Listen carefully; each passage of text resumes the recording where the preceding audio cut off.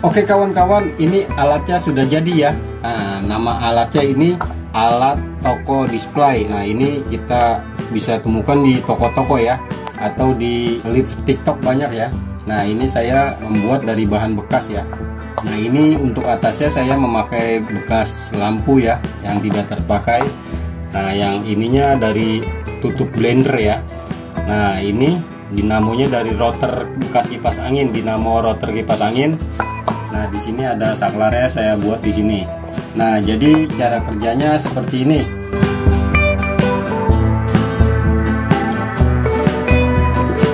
Nah, misalkan dagangan saya taruh sini dagangan ya.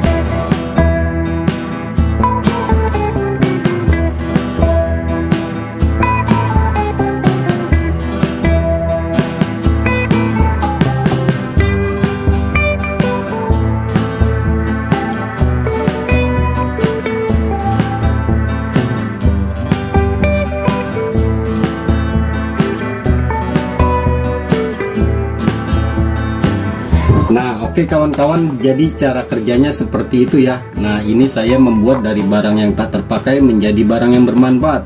Nah, hasilnya juga sangat bagus ya, tidak kalah dari yang dijual di toko-toko ya. Oke kawan-kawan, sampai jumpa di video selanjutnya ya. Jangan lupa like, komen, dan subscribe.